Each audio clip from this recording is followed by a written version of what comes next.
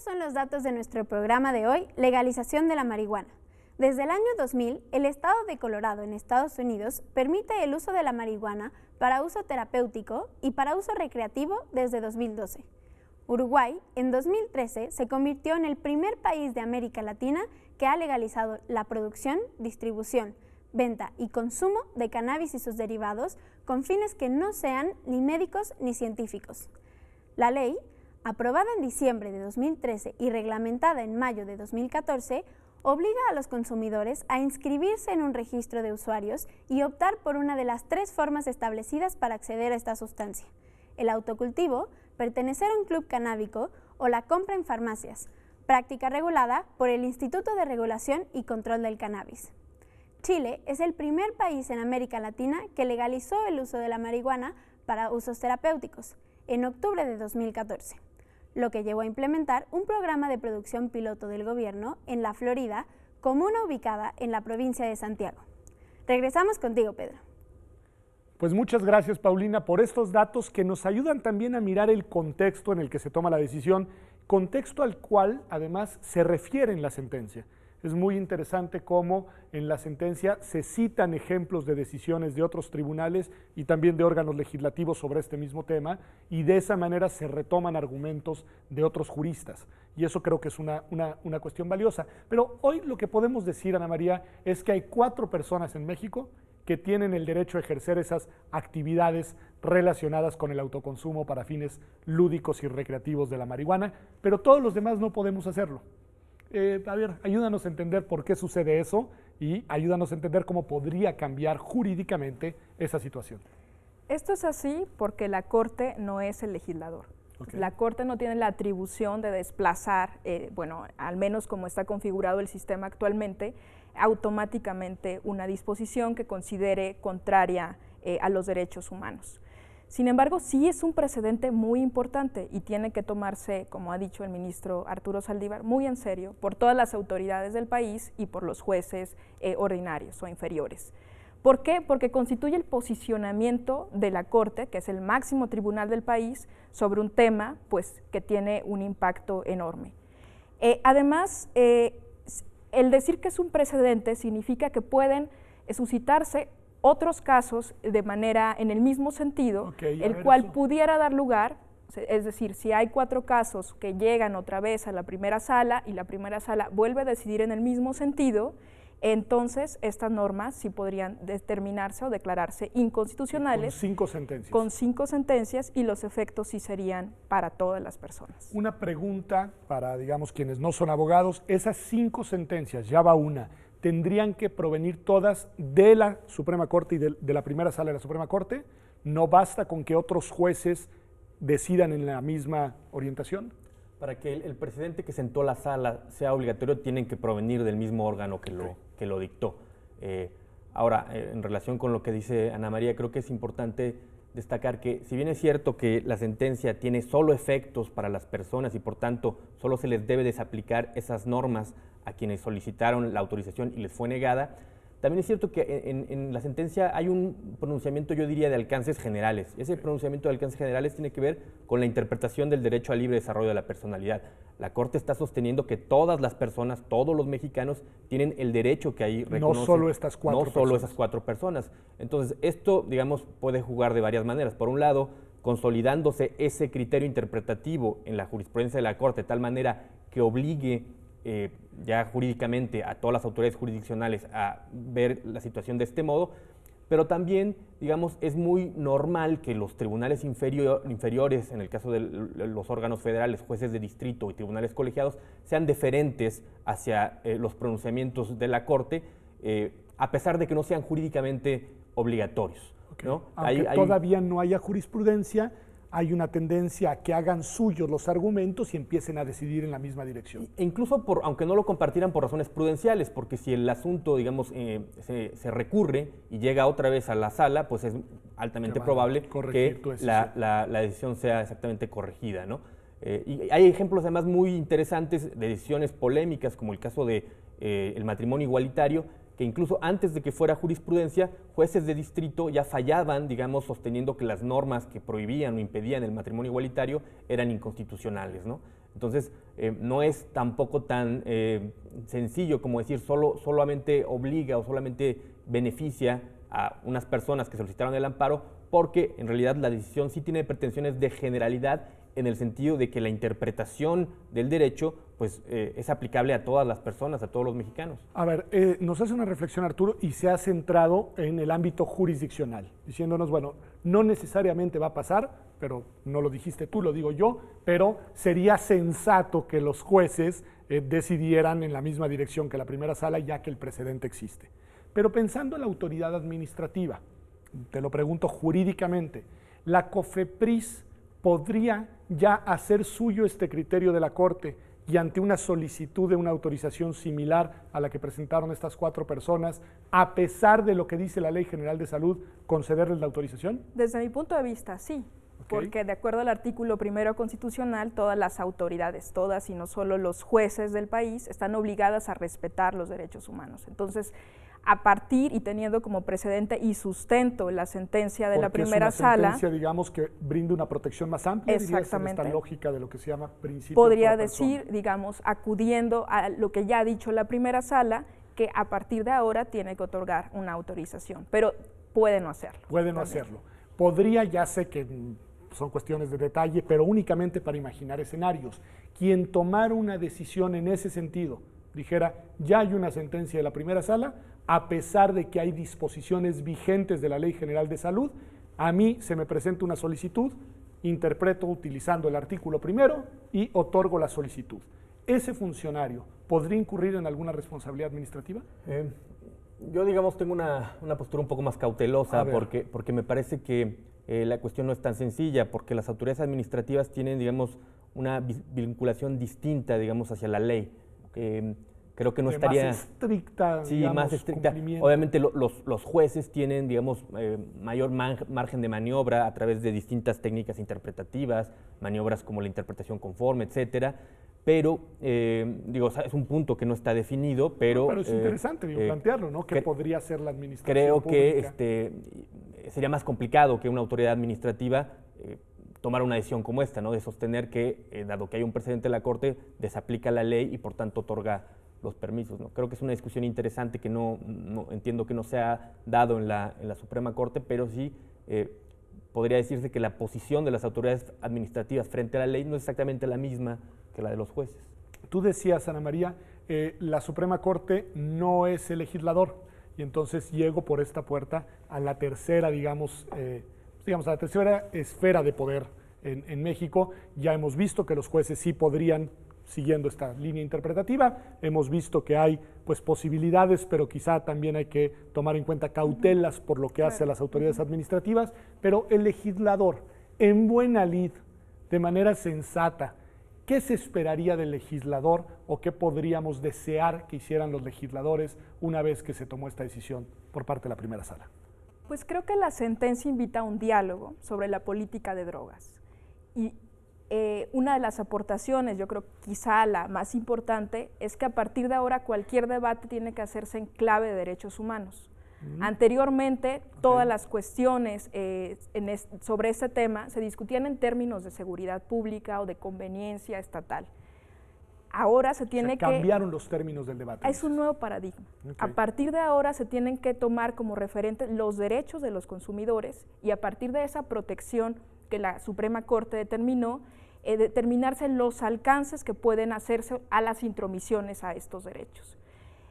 El legislador puede tomar o no en cuenta lo que ha dicho la Suprema Corte, pero creo que sí sería conveniente, porque en última instancia, si un asunto vuelve a llegar a sede jurisdiccional, otra vez la Corte podría resolver en el mismo sentido. Pero Arturo, en una democracia, los legisladores se deben a sus electores, ¿no? Y representan, o al menos deberían representar, las preferencias ciudadanas. Y hay encuestas por ahí de estos días, yo acabo de leer una en un periódico, en el Universal, en fin, que dicen, los resultados de las encuestas, que casi un 70% de la población mexicana está en contra del sentido de la decisión de la primera sala de la Corte. El 66%, creo que era el número, no está a favor de lo que decidió la primera sala. ¿Cómo juega eso en una digamos, sociedad democrática, a quién deben de escuchar los legisladores, qué tan sensibles deben de ser los jueces a esta opinión de una presunta mayoría ciudadana. Yo creo que en principio es muy importante tomar en cuenta lo que piensen pues los electores y especialmente los órganos representativos, ¿no? Es un punto de vista muy importante, pero digamos, dado el diseño institucional que existe en nuestro país, la última palabra en relación con el tema de los derechos humanos pues está otorgado por ahora a la Suprema Corte. Entonces, aunque puede ser una voz que tengamos que escuchar o que se tenga que escuchar desde la Corte, no parece que sea, digamos, una cuestión definitiva, porque a final de cuentas lo que se defiende a través de los derechos fundamentales son muchas veces pues, argumentos contramayoritarios, ¿no? La posición de los tribunales constitucionales y de un tribunal como la Corte en muchas ocasiones es defender los derechos incluso a pesar de que una mayoría esté en desacuerdo con ciertas cuestiones. Creo que hay ejemplos muy recientes de decisiones que ha tomado la Corte justamente en contra de un sentir, pues yo diría, mayoritario en el país, pues porque se ha considerado que es una cuestión de derechos que no puede quedar, digamos, pues, digamos, que se tenga que tomar decisión por lo que piense la mayoría de las personas. Hay una dimensión en esta discusión, me parece muy importante, esta interna, nacional, democrático, representativa, digámoslo así, pero hay una dimensión que no podemos omitir y que ya reaccionó en distintas voces, pero que ya está mirando lo que pasa en México, que es la dimensión internacional, Ana María. ¿Cómo ves tú los efectos que puede tener, digamos, esta decisión desde México en el debate global, digamos, sobre el tema del trato legislativo con el consumo de algunas drogas como la marihuana? Sí, primero cabe decir que la sentencia también se inscribe en un determinado contexto, ¿no? Como mencionaban ahorita los datos que acaban de pasar, no es el primer país donde se empieza a hablar o a discutir sobre el tema de la legalización del consumo personal de marihuana, ya sea para fines lúdicos o para fines terapéuticos. Sin embargo, sí es la primera ocasión en el mundo que un tribunal constitucional determina que esto es así. Es decir, normalmente estas decisiones vienen tomadas por mayorías legislativas. Okay. Pero vienen más por la vía democrática, digamos. Así es. No que la Corte no tenga legitimidad democrática, pero es otro tipo de legitimidad, digamos. Pero en este caso, así fue planteado a la Suprema Corte y por ese motivo, no porque la Corte quisiera, sino porque tenía que pronunciarse sobre ese tema, determinó que esto tenía protección en el derecho al libre desarrollo de la personalidad. Por supuesto, habrá un debate interesantísimo, es impresionante la cantidad de notas periodísticas que hemos visto sobre el impacto. En estos días se volvió la noticia. En otros países. Okay. Porque implica esto, es una nueva forma de abordar el problema, un nuevo paradigma, ver al consumidor y sus derechos como el centro y el eje de la discusión. Ana María mencionaba hace algunos minutos la vertiente, simplemente la quiero traer a la mesa, por si quieren decir algo sobre ella, que a muchos preocupa, que está conexa, pero que de alguna forma me parece que entra de manera como con calzador, forzada en esta discusión de la marihuana con una perspectiva de derechos, que es todo el tema de la seguridad pública.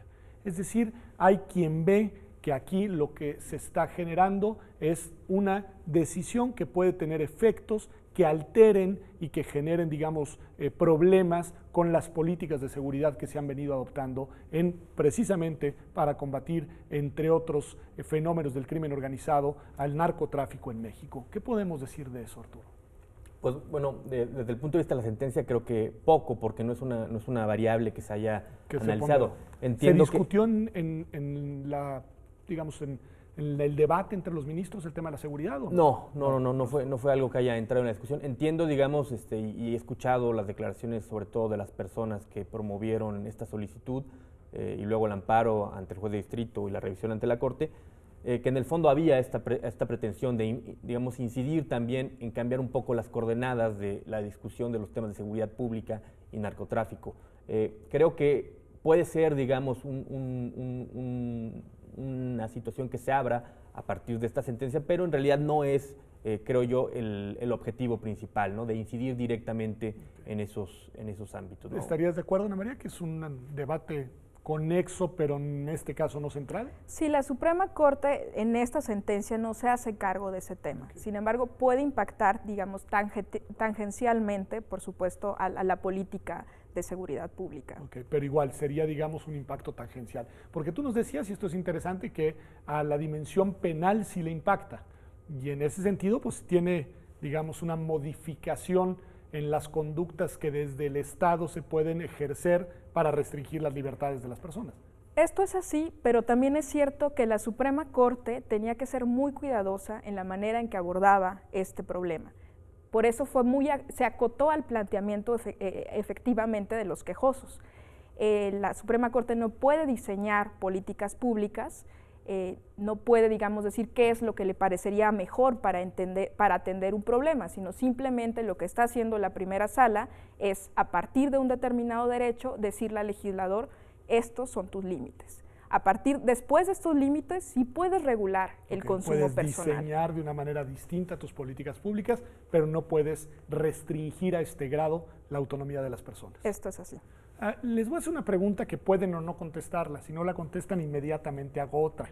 Pero que tiene que ver en abstracto con los efectos que puede tener en las líneas interpretativas de una Corte Constitucional el cambio de sus integrantes. Lo digo con toda claridad porque en las próximas semanas es previsible que se nombren 2 nuevos ministros en la Corte y me pregunto qué tanto las personas cuentan y pueden eventualmente cambiar las líneas interpretativas o qué tanto ya un precedente como el que ahora se adoptó constituye una suerte de, digámoslo así, camisa de fuerza para las decisiones futuras, incluso de nuevos ministros que no estuvieron todavía en este pleno o en esta sala cuando se decidió. Bueno, digamos, desde el punto de vista teórico solamente me gustaría decir que es evidente que, digamos, está perfectamente analizado y estudiado que la ideología de los jueces, especialmente los jueces constitucionales, es, digamos, un instrumento que condiciona en buena medida los posicionamientos respecto de los temas jurídicos que se les planteen. O sea, ¿de acuerdo con eso, María? Totalmente de acuerdo. Incluso esta sentencia es un claro ejemplo. A partir de una determinada posición sobre la libertad de las personas y las restricciones que puede tener el Estado en esta, se toma esta decisión. A partir de otra concepción ideológica o filosófica, pudiera haberse llegado a una decisión distinta. Pues muchísimas gracias, Arturo y Ana María, por haber estado aquí con nosotros en Observatorio. Créanme, y siendo abogados se los digo, que nos han ayudado a entender muy bien cuáles son los alcances, cuál es el potencial, qué es lo que cambia este nuevo giro paradigmático en la manera de enfrentar el tema, y eso es muy útil para quienes nos siguen aquí en Observatorio. Espero invitarlos pronto para que sigamos discutiendo sobre estas y otras sentencias de la Suprema Corte de Justicia de la Nación. Y muchas gracias a usted por acompañarnos hasta esta sección de Observatorio.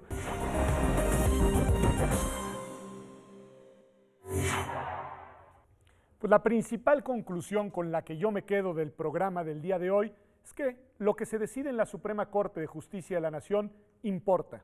Importa para nuestras vidas y puede cambiar de manera paradigmática la manera en la que se abordan temas muy relevantes para el México actual.